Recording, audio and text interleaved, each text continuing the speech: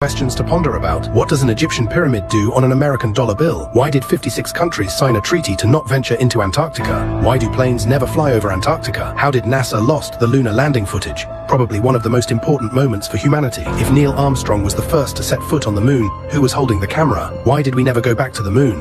If monkeys evolved into humans, why are monkeys still monkeys? How were gigantic, symmetrical, detailed, sacred and geometrically solid structures, such as cathedrals and parliamentary buildings, created by people who lived in wooden huts, rode in horse-drawn carriages, and had neither machines or lasers? How is it that the same Peruvian architecture is found in the whole world? Why are there images in ancient Egyptian art that seem to represent spaceships? Are remains and images of giant human beings found? And why is there talk of giants in several ancient writings of distant cultures, including the Bible? Why do ancient Egyptian works of art represent pine trees, and it is a coincidence that even the pineal gland looks like a pine tree? Why are there depictions of dragons all over the world and in different cultures, thousands of years apart, and is also mentioned in the Bible? Why is there so much demonic symbolism in the music and entertainment industry? Why most video games revolve around killing? How is it possible that movies and cartoons like The Simpsons were able to predict specific cultural events with such detail and accuracy? How do forest fires melt cars, leaving trees intact? How do news anchors from all over the world and on different channels say and repeat the same scenario to the letter?